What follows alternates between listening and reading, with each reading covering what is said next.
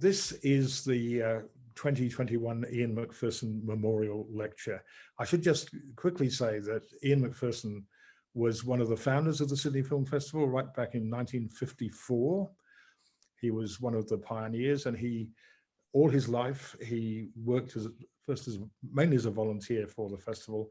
He died very young at the age of, in 1980 he died, and since 1981, we've had this Ian McPherson Memorial Lecture. It's not really a lecture, of course, it's a discussion. And today I'm really very, very pleased to be discussing her career with one of Australia's fine actors, Mia Wasikowska. Thank you. Welcome. Thanks so much for having me. Mia, let's start at the beginning. You grew up in Canberra.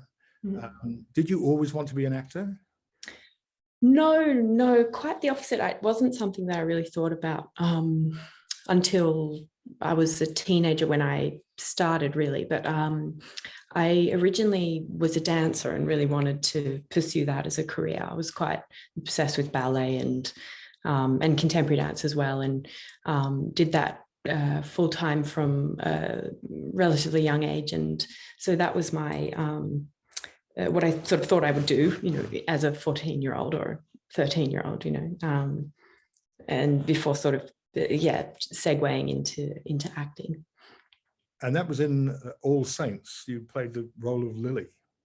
Yeah, that was the first role that I got. It was the first thing I auditioned for, and the first role that I got, and I almost feel like I've never been more excited than I was to kind of get that role, just because it was a completely new world for me, and I probably didn't really have expectations of it amounting to anything. And so to get that role, I was just beside myself.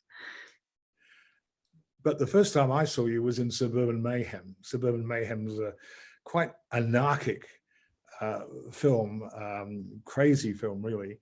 Yeah. And you played this manicurist who latches on to the manic female character. What was it like doing that film? It was really great. I mean, it was kind of like being thrown into the film world in many respects. I mean, I was 14, and it was the first feature film role that I'd been offered, and it was pretty wild. It was it's not the sort of film you can kind of take your grandma to and be like, look, Nan, look what I did. But it was an amazing experience, and really wonderful people that I'm still in touch with. And and I had a great time playing Lilia. So it was really great. I was very lucky to have that as my first experience. And you went on from there. A couple of films later, you were battling a giant crocodile, or at least you were among the cast battling a giant crocodile in Rogue. Yeah. What was that like? Yeah, it was. That was not too long after Suburban Mayhem, and again, I was. It was at the time. It was a big film, like a huge budget for an Australian film, and Greg McLean had just done Wolf Creek, which had been an enormous success, and it was very exciting. And we spent 3 weeks in the Northern Territory. Now, I'm really interested to know how you go from there to Lithuania, where you made Defiance with a cast that included Daniel Craig and Liev Schreiber, Jamie Bell, by the American director Edward Zwick. So how did that happen? How did you get that part? Well, I had had the amazing good fortune of auditioning for an American film that was being directed by an Australian director. And I didn't end up getting the role for that film, but they flew me to America to do a recall. And when I flew over there, my agency, RGM, set me up with some meetings with American agents. And so I signed with an American agent at 15 there, just by chance of having had this recall for an American film. I came back to Australia and I didn't get that role, but my agent started my American agent now started sending me stuff to audition for in America. And I, not too long after that, got a role in the HBO series In Treatment, which I flew over to America for and shot the pilot, and then it went to series, and it was an amazing, I think I was 16 when we did the pilot, and then 17 when we shot the season, and it was just an incredible experience doing that. 3 months in LA, and then I was auditioning for things in America while I was there, obviously, and got offered the role in Defiance towards the end of production, and pretty much went from LA to Lithuania to keep working, to work on Defiance. Yeah. What was it like in Lithuania? It was wild. I mean, looking back on it, it was such a strange time, because I kind of, I basically started doing a distance education program when I did In Treatment, and doing my Australian curriculum with tutors firstly in America on In Treatment, and then I went to Lithuania, and there was one other minor in the film, or under 18-year-old, and we had this bizarre 3 months of, we weren't huge roles in the film, so we would kind of be shuffled off to a schoolroom, and we would do school and be, in our war-torn kind of costume, and then be shuffled out into the forest and maybe be in the background of a couple of shots, and then go back and do some school. So it was quite a bizarre experience, I guess. Yeah. Because this was a war movie based on real characters, wasn't it? Yeah, it was based on the Bielski brothers, who were sort of formed a resistance group, and ended up hiding out with a whole bunch of, ended up being one of the largest groups of Jewish people that were hiding in the forest during the war. And so the film was based on their experience. Yeah, it was pretty wild. And then you did a film which I am extremely fond of, The Kids Are All Right, where you have two mothers played by Julianne Moore and the wonderful Annette Bening. Yeah. And directed by Lisa Cholodenko. Yeah. First time you were directed by a woman director, am I right? I think it was, other than in short films. Yeah. What was that experience like? It was really great. It was, we shot that film in 23 days. So it was an incredibly quick shoot. It was sort of amazing to work with that cast. I mean, Julianne Moore and Annette Bening are just brilliant. And I've actually, very few people have I sort of stayed in contact with, I would say, but those two, and also Mark Ruffalo, who's just brilliant. We actually had a 10-year anniversary, like Zoom, to raise money for a charity, I think this year. So we all were on Zoom together, and Josh Hutchison as well. And it was just beautiful to see them all and still feel quite as connected as we did on the making of the film. They were a wonderful bunch of people to work with. And it wasn't, none of us thought we were making a film that was going to kind of explode and become such a, it was a completely unexpected kind of hit when we were making it. And I remember being at Sundance with them, and the screening had gone so amazingly well, and being at a dinner and that sort of buzzing excitement as they were selling the film. And yeah, it was really fun. It just to let people know, I mean, it's a film about the two children of a gay couple who want to find their father, particularly the brother, the younger brother, find his real father. Yeah. And I think at that time, to sort of represent a gay family in such a sort of normalized, sort of mainstream way was really huge, and had sort of such a big impact. And you go from there to play one of the great iconic characters of children's fiction, Alice, in Wonderland, with Tim Burton directing. What was that like? Yeah, that was wild. I think it was actually the other way around. I shot Alice in Wonderland first and then did The Kids All Right, but it was completely bizarre and unexpected. I mean, I had done In Treatment and Defiance, but to then kind of be auditioning for Alice in Wonderland, I think I did 5 auditions over a couple of months and had 3 trips to London, Australia to London, over the course of 3 weeks, doing sort of recalls. So yeah, it was just not the sort of thing that I ever expected to happen. And of course, you know, Tim Burton's an amazing filmmaker, and you kind of grow up watching his incredible fantasies, and I never imagined to have been part of, you know, featuring in his imagination. So it was just absolutely, yeah, wonderful sort of surprise to be a part of it. It looked as if it was fun. Was it fun? It was fun in many ways, but it was very strange. I mean, obviously green screen was completely foreign to me.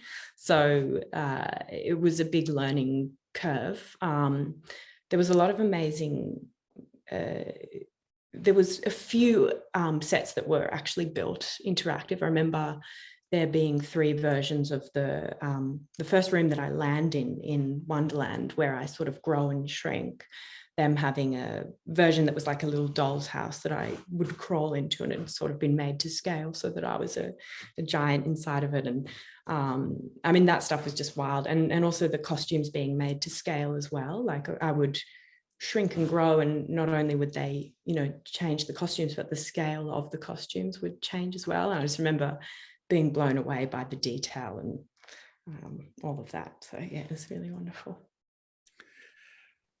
Jane Eyre. Yeah. There've been so many film versions of Jane Eyre. I mean, I suppose most famously the one with Joan Fontaine and Orson Welles. I think this is maybe the best. It's such a fine adaptation. Can you talk a little bit about Jane Eyre? Yeah, it was after I had done, yes, Alice in Wonderland and Kids Are All Right, and a film called Restless, and then Jane Eyre was next. And in the months before it, I had been thinking, you know, reading books. And I mean, my agents were wonderful and had been like, oh, let us know if there's stuff that you want to do or if you're interested in. And I mean, you just never know.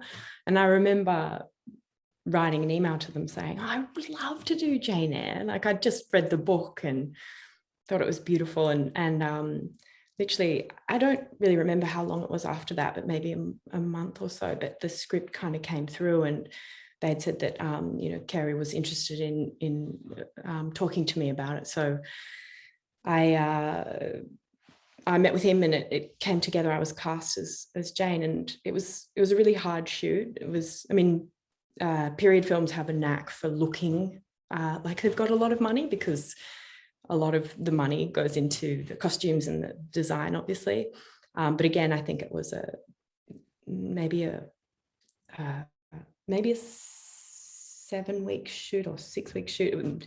I just remember we were flying by the seat of our pants, running around trying to get it all, you know, made. But it is a film I'm very proud of, and I love the character.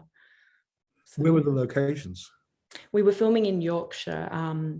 We were based in Buxton, and then we would film around that area.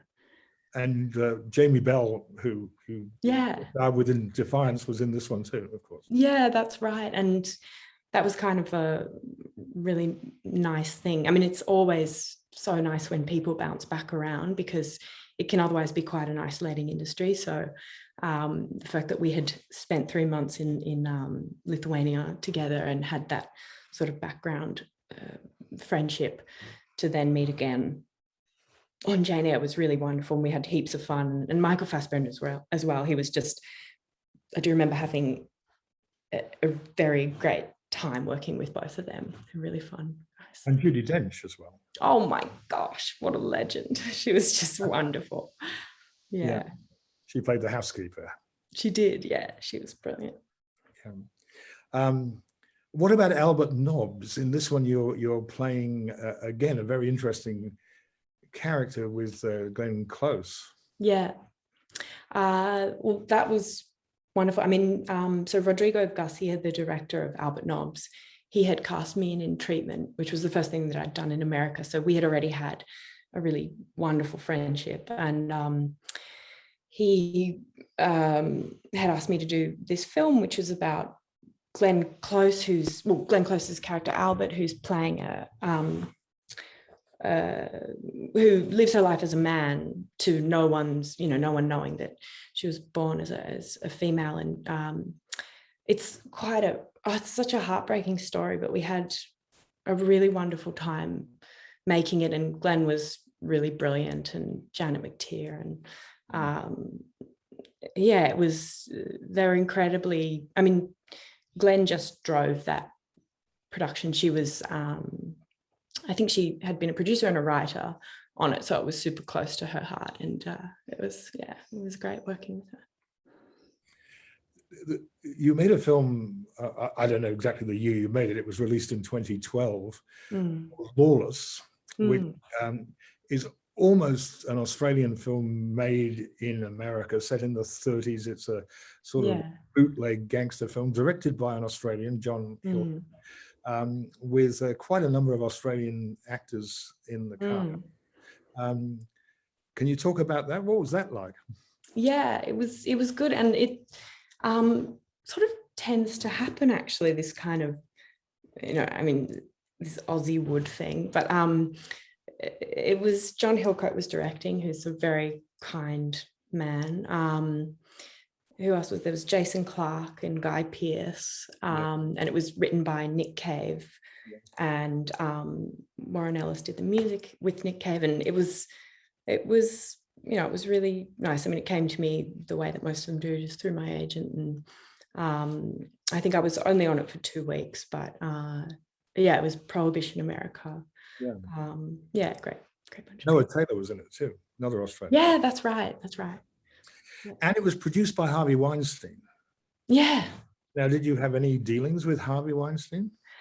Look, I did, but quite minimal. And I was quite lucky to have a team, my publicist and my agent, who were very protective and very aware of his reputation, I guess, which is kind of the tragedy of it, is that there was so much awareness around his behavior, and it took it took a very long time for any accountability to or any of the consequences to kind of catch up with him, but I was always very protected and only met him a handful of times, which Has that whole thing, the sort of Me Too movement, I mean, how does that affect actors like yourself? It does have a big impact. I mean, I think you'd be hard pressed to find any woman in the film industry, or probably any industry, who hasn't experienced some level of sexual harassment or inappropriate behavior. And it's certainly something I've experienced many times in the film industry. I haven't spoken much about it publicly, and I don't necessarily intend to at the time being, but it was hugely validating to witness the Me Too movement and to feel that things are changing. And I have friends in the film industry now who are in their early 20s, like young Australian actors, women who are doing really well in America, and I'm really happy for them that there's a lot more awareness and that they are slightly more protected. Of course, there'll be, bad behavior or inappropriate behavior probably anyway, but at least they're not quite as alone with it, and there's, guidelines for being able to talk about it. Stoker is a truly fascinating film, directed by the Korean director Park Chan-wook, and you play Nicole Kidman's daughter in Can you talk about Stoker? Yeah, I mean, that was just such a thrill for me. I mean, Director Park, as we called him, he was just wonderful to work with, and I admire him so greatly, and just it's always one of those films that I feel very I feel how much I learned from working with him and watching his process. And I mean, it's an amazing thing as an actor to have this perspective of really seeing a film being made from its, I mean, you know, you're not there while it's being written, but and he was so inclusive about letting us be privy to his process. And we got a folder this big that was his drawn storyboards, and he would involve us with any changes, and he would always really interested in my opinion and in us contributing in any ways that were kind of, you know, outside of the field of acting. So we remember sharing images with him and him really loving that sort of dialogue. So it was, you know, and then, you know, it was a really challenging shoot. Having said all that, it was a challenging shoot, and it was the first film that he'd made in America and in English language. And in Korea, I think the director is the god, and in America, the producers are the gods. So it's really different circumstances. So it was a very challenging shoot, but even to see him sort of problem solve and was really brilliant. I mentioned that you play Nicole Kidman's daughter in the film. Jackie Weaver's also in the film. Yeah. So 3 Australian actors. What about accents? I mean, are Australians just very good at accents? I mean, I've always thought that it's because we grow up with a lot of American television, a lot of British television. I feel like we hear it from such a young age. I mean, we're raised on, well, maybe not now, but I was raised on Sesame Street. It's sort of so part of our culture that I think that's a huge part of it. We just hear it so much. I mean, I remember playing dolls in an American accent as a kid, which I don't really know how or why that happened, but it's kind of like that was our make-believe. Yeah, so. And just in case anybody hasn't seen Stoker, it's a thriller. I think a thriller really influenced, I always thought, very much by the Alfred Hitchcock film Shadow of a Doubt. Yeah. Because it's about this relative who comes to visit and who is not quite what he seems to be. It's quite a suspenseful, and you never know quite where it's going, this film. Yeah, exactly. Yeah. And to go back to what you were saying, it was absolutely wonderful working with Jackie Weaver and Nicole Kidman. And I do think we all sort of hurrayed each other at being 3 Australians on this film together.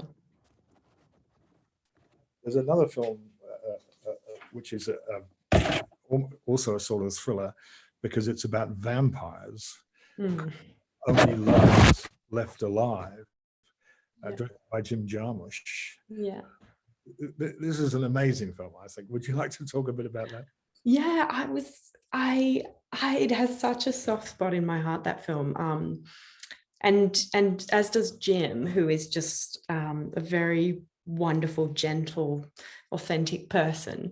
And I mean, you can sort of see that reflected in his films. He's incredibly thoughtful and creative. And I love films made by people who kind of take all the elements of things that they're interested in and then make a world, which I feel like is something he does so well.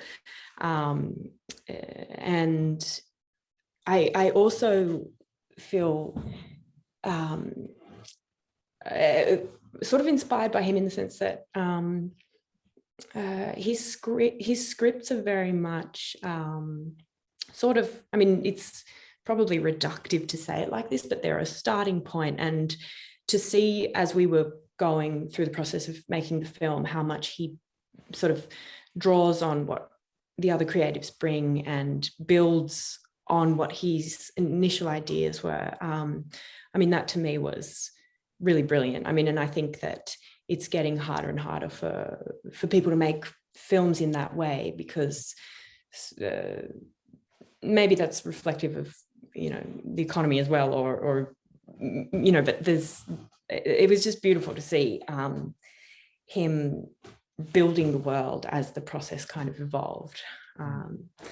So he's not a sort of script centric director, even though that's yeah. In the film, you play a character called Ava, the younger sister of Eva, and Eva is played by Tilda Swinton. Yeah. I mean, working with Tilda Swinton, because she's an extraordinary actor. Yeah, she's incredible. It was just, I absolutely loved working with her, and I actually saw her probably for the first time since then. Well, since maybe, many years ago, this year, and it was because she was here filming, and it was so nice to see her. But it was super fun playing her bratty little sister, and I know that we had, Jim loved the idea of us having the same kind of crazy hair, and but yeah, just to sort of learn from her, and she's so kind of graceful and authentic and strange and kind. She's a brilliant talent and just a wonderful person. I have a favorite line in that film when Ava complains about feeling sick after drinking Ian's blood. Eve says, "Well, what do you expect? He's from the music industry." Oh yeah, it's so good, isn't it? He's just got, yeah. It was obviously a film made on a very low budget. What's that? Sorry? It was obviously a film made on a very low budget. I mean, you know what? I actually can't even really remember. I know that we filmed half of it in Detroit. Oh, well, it actually had 3 locations, half of it in Detroit, half in Germany. And then another part, which I wasn't a part of, was in Tangier. Yeah. So yeah, it's a beautiful film. Anyway, it's one of Jim Jarmusch's best films, I think. Oh yeah, thanks. Yeah, I'm super proud of it. The Double. Can you talk a bit about The Double? Yeah, that was I filmed them quite close together. Only Lovers Left Alive and The Double, and it was the sort of film that I wasn't initially sure that I would do, because I was taking some time in Australia, but I ended up doing it, and it's just, I'm so glad that I did, because I just had such an amazing time on it working, and also I think Richard Ayoade, the director, is so unique and brilliant, and not only as a performer and a comedian and actor, but a film director, and then also a writer. He's written a number of books which are so funny and clever, but he's just an incredible person. I really hope he makes more films. It's based on Dostoevsky, and it's really, quite a dark story. Yeah, and I mean, I think it's quite a archetypal kind of story. I mean, to me, it sort of presents a inner, kind of battle with oneself at the two sides of every individual. But it was so creatively made. I mean, Richard set the whole, there's not a single scene in daylight, and I mean, the production design was just incredible, and all the humor that is kind of woven in there is, yeah, really brilliant. You've worked with some extraordinarily talented and interesting directors, and in 2014, or at least, probably you did it in 2013, but at Cannes in 2014, we saw Maps to the Stars, yeah, directed by David Cronenberg, which is another way out, wild film. Can you talk a bit about working with Cronenberg on that? Yeah, he was brilliant. I mean, I was, at this point, I felt like I was starting to notice this pattern with directors, which was the more kind of fucked up the content of their movies was, the more kind of seemingly together and kind and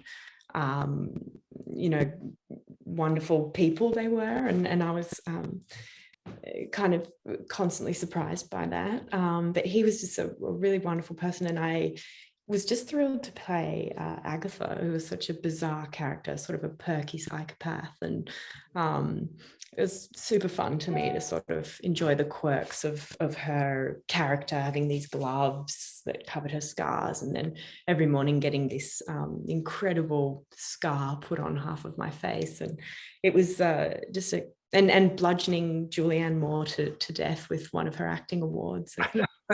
And Bruce Wagner, who wrote the script, was just super clever, and it's an absolutely, it was very fun to make. It's quite troubling to watch, but and a bit of a spooky commentary on Hollywood, but yeah, the dialogue was wonderfully bitchy. Yeah, absolutely. Yeah. Pretty great. Yeah. It's very, very, very enjoyable, I thought. Well, thank you. You've made some, if I may say, one or two rather odd choices. Piercing, for example, is yeah. You decide to do piercing? Well, originally I was offered the role of the wife in Piercing, and then the actress that was attached, originally it was supposed to be an older actress playing Jackie, who I ended up playing, but she dropped out quite soon before filming was about to begin, and then they asked me if I wanted to play Jackie, and I made the decision very quickly. It's not the sort of character that I get offered very often. And it's the kind of character that is incredibly fun to play, and not very enjoyable to watch. But it was a pretty fun character to play. And I hadn't been in a world that was quite like that before. Judy and Punch. You came back to Australia to make. Oh, we haven't talked about Tracks. Oh yeah, we missed out Tracks, which is. We could go back to it, but also whatever. Yeah. Let's replace our Tracks. Okay. Oh, should we go back now to Tracks? Yeah, Tracks. Yes. Yeah. Okay. Yes, that I hadn't. When Tracks came around, I was 23 and I hadn't filmed anything in Australia for a long time.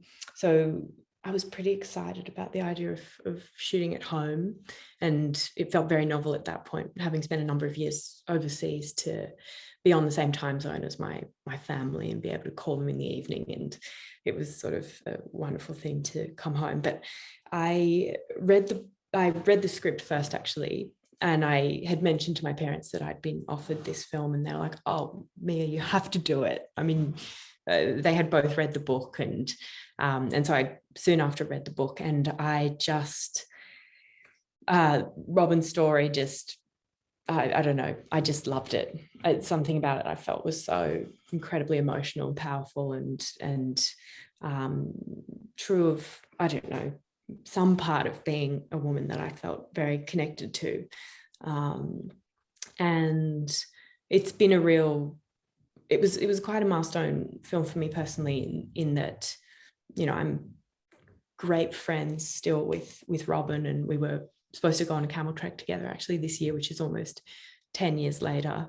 And it was just really nice at the time to reconnect with the industry here, and also just home for myself, and to be able to work at home. And yeah.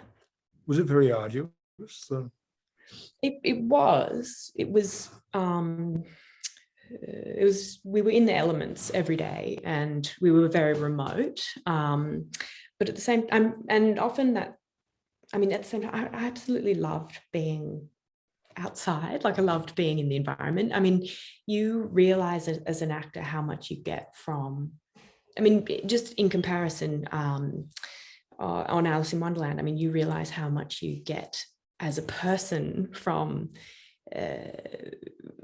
standing outside and it being sunny and the wind blowing, because when you're filming on a green screen, and it's like being in a sensory deprivation box where you forget that you have to project, or you forget that you've got to, you know, there's nothing really kind of pushing against you. So it's the energy can get quite low, which is something you don't necessarily, or well, at least I felt like I wasn't aware of. And then, so I kind of loved being out in the elements, despite it being, having its obvious challenges.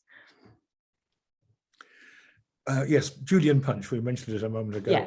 The Fox film. That was an interesting project too. Yeah.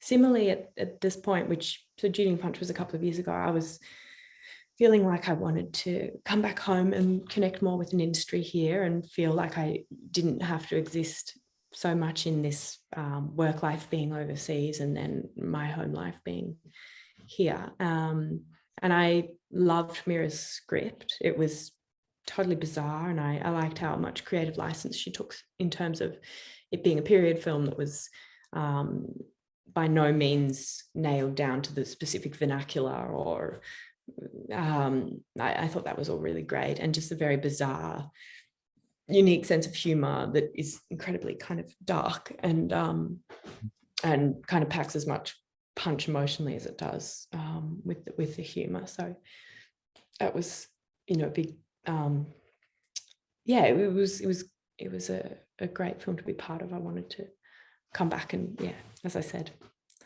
Now, the Sydney Film Festival is showing Bergman Island, where you appear an hour into the picture because you're the actor that the film is about a couple played by Tim Roth and Vicky Creeps. Creeps, how you say her name? Yeah.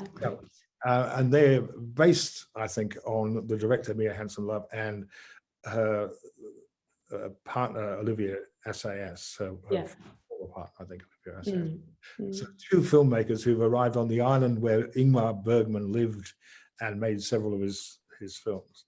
And you are the fictional character, the actor, really, in the film that Vicky, the wife, is written. In the film, you undertake some quite intimate scenes. Is that difficult to do? Yeah, it is difficult, and it's different every time because it very much depends on your scene partner. And but I do have to say, as I'm getting older, I'm less inclined to do that, and to and that's probably just for very personal reasons, that I don't feel that I really want to put myself in these situations anymore. But I really liked Mia a lot, and she was an amazing director to work with. I mean, I've worked with many more male directors on feature films than I have women, but there was a little bit more of a sense of security being directed in love scenes with, a female director. And we got along really well from the beginning, and I kind of love how, I guess, open she is about and shameless she is about exploring her own life as sort of the subject of many of her films, or her families, I guess. So yeah, but no, intimate scenes are tough for sure. Yeah, I imagine. Now we have to talk about directing, because in 2013 it was released, The Turning. You directed an episode of that multi-part film called Long Clear View. Well, okay, so why did you want to do that? Why did you want to direct? Well, I mean, it wasn't, when I first started acting, it wasn't at all something that I thought that I would do. I mean, that just looked like the most overwhelming job that I could ever imagine. But as my parents are photographers, and so I've been raised specifically by my mum, looking at things and watching things, probably much because of that's a big part of her own nature. But I started myself to get very interested in photography on the films as well, I could sort of recognize this very unique position I was in as an actor. And I took many photos from the perspective of sort of being an actor looking back at the crew. And I was just obsessed with it. I mean, it was the sort of like my own creative thing that I could do in amongst being part of films. And but in a way, I guess the natural progression was I was becoming more interested in how images tell stories, and obviously being around it a lot and learning so much from just absorbing all aspects of filmmaking. And then I had mentioned that to my agent Annabelle when I was 20, so probably 3 years before I actually made Long Clear View, and I had told her that, oh, it'd be really cool to direct. That would be so cool. And my agent Annabelle Sheen at the time was having a meeting with Robert Connolly, who was putting The Turning together, and had mentioned to him, oh, you should talk to Mia. She's mentioned she'd like to direct.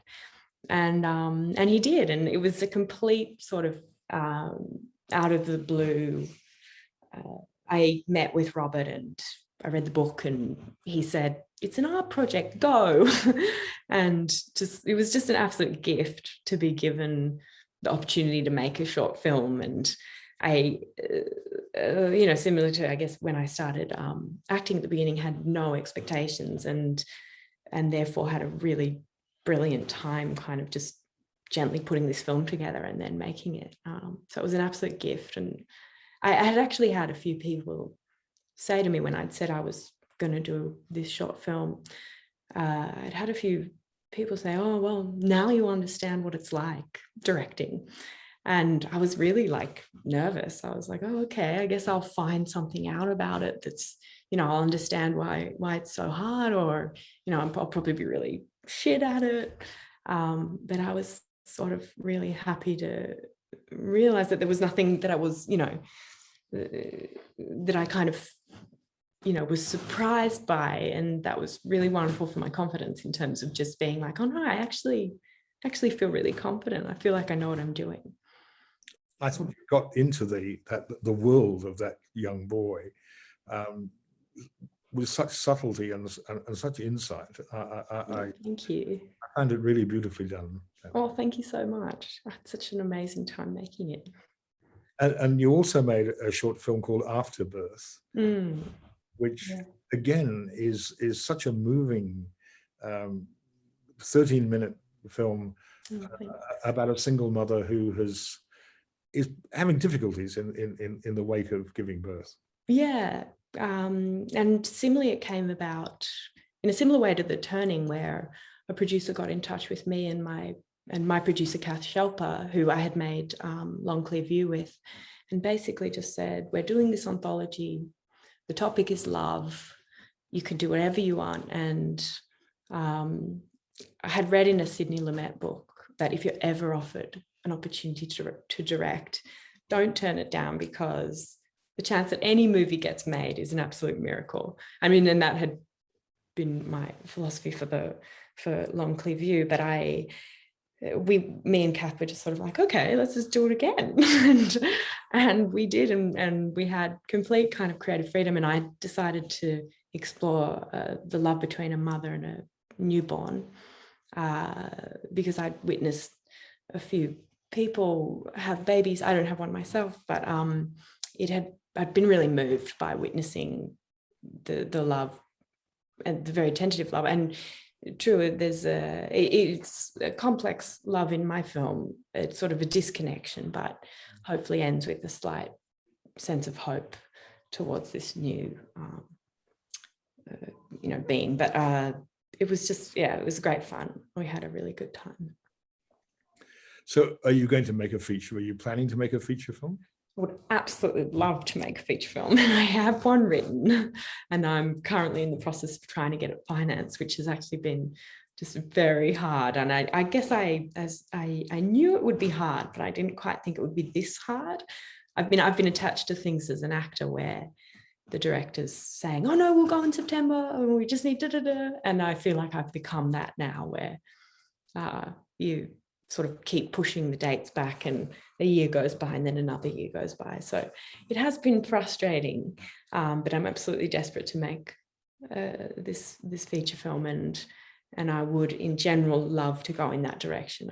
I've loved acting, and it's been an absolutely amazing experience, but I feel my heart's really in directing at this point.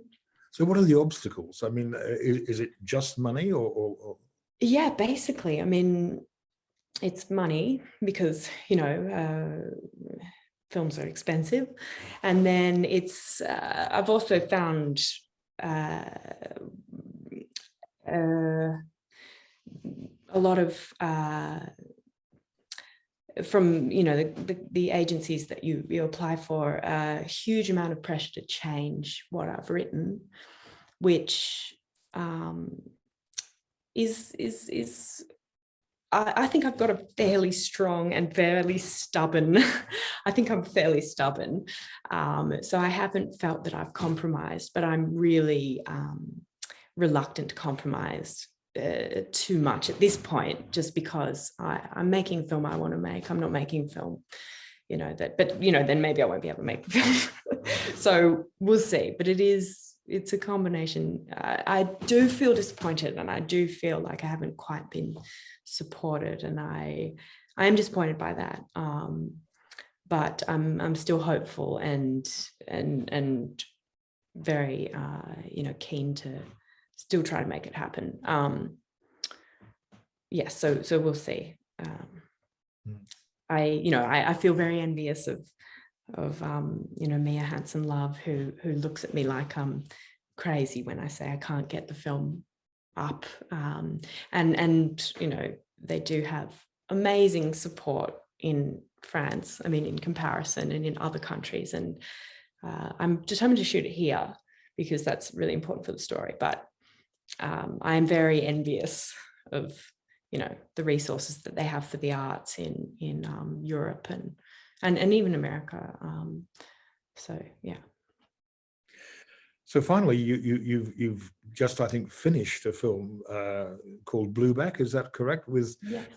Directed by Robert Connolly, who Yes. produced on The Turning, and this would have been made under COVID restrictions, I suppose.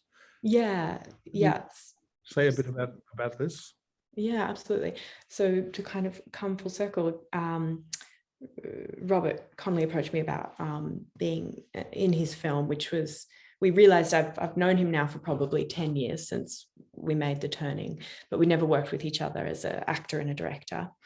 And his film Blueback was just, I read it and called him the next day and was like, I'm in, because it was just so, it feels so timely in terms of, you know, in the environment of the David Attenborough witness statement and My Octopus Teacher, and this sort of mounting sense of hopelessness about what we can do about the environment. This is a film for kids that's basically empowering them to make them feel like whatever they can do for their own, I guess, the ecosystem around them, or to kind of enhance biodiversity in their own area is important. So I was thrilled to be a part of it. But yeah, it was, we shot it earlier this year in Western Australia, and it was just after the Northern Beaches outbreak of COVID here. So the borders closed again. And so there was a 2-week quarantine for anyone, you know, coming from New South Wales in Western Australia. We had a COVID marshal on set, you know, lots of kind of precautions, but I guess in this age, I know it's probably been, I guess it's been 2 years now in this pandemic, and it's started to feel quite normal functioning in this way, even though it's not. But yes, there's a lot of free-flowing hand sanitizer and where possible, social distancing and just sort of using common sense, I guess. Mia, it's been lovely to talk to you.